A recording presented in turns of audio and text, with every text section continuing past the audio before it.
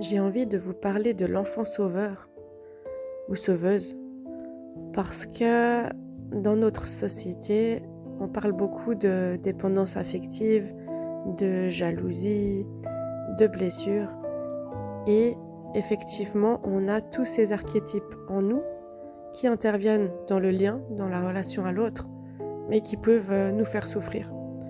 L'enfant sauveur, il a une construction particulière et je tiens vraiment à insister sur le fait que c'est pas vous, c'est une partie de vous. C'est-à-dire que se désidentifier de ces parties-là de nous qui parfois peuvent nous faire souffrir, c'est important. C'est de dire, ok, j'ai cette partie-là, comment je vais en prendre soin? Comment je vais la câliner, la cajoler, aller la visiter pour pouvoir lui donner autre chose de nourrissant? Alors, dans les exemples que je vais vous donner, il n'y a rien d'exhaustif, ça veut dire que vous pouvez vous reconnaître ou alors ça peut vous donner des pistes un petit peu pour creuser. Finalement, mon enfant sauveur à moi, il s'est construit où et comment? En général, il se construit assez tôt dans l'enfance. Il peut se construire déjà à quelques mois de vie. C'est-à-dire qu'un tout petit bébé va s'adapter pour avoir du lien. Dès qu'il sent qu'il y a du lien et qu'il a tel comportement, il va continuer à avoir ce comportement. Par exemple, si je pleure beaucoup et que j'apprends que dès que je pleure beaucoup et que je crie, on vient s'occuper de moi, j'ai un intérêt à crier. Si je crie, j'appelle, je suis seule au monde et on ne vient pas vers moi, j'apprends que quand je suis calme et que je ne dis rien, peut-être que j'ai un intérêt parce que là, on vient vers moi.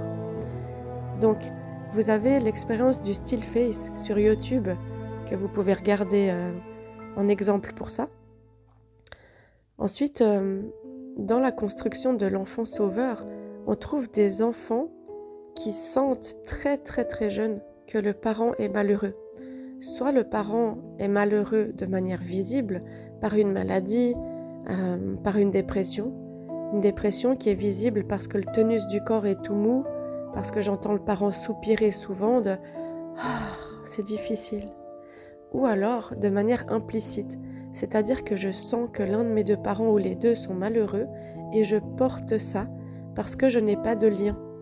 Et là, j'apprends très tôt dans ma vie que quand je fais quelque chose, je peux avoir du lien.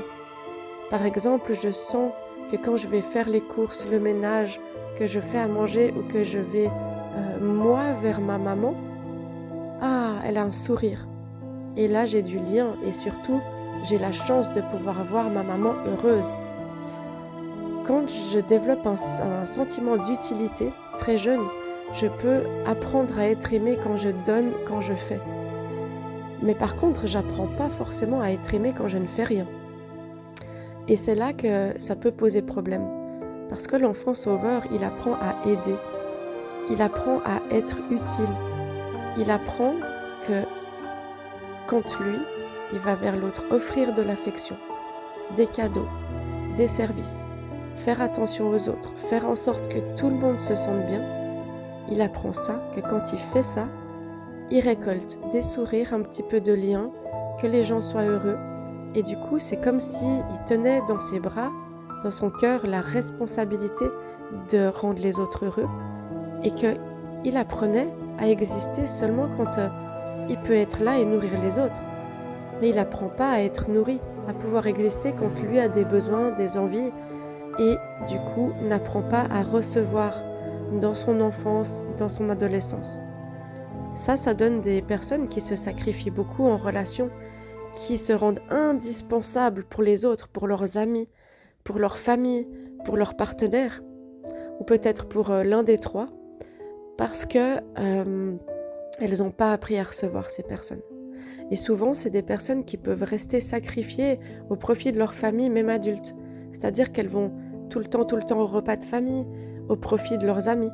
Elles vont tout le temps répondre aux sollicitations des parents pour aider dans la maison, alors qu'au profit de leurs propres enfants ou de leurs propres partenaires, ou de leurs propres amis ou priorités.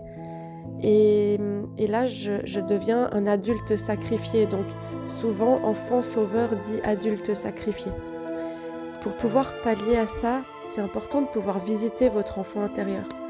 De visiter ces parties de vous avec de l'amour, de l'humilité, de l'accueil et de la curiosité.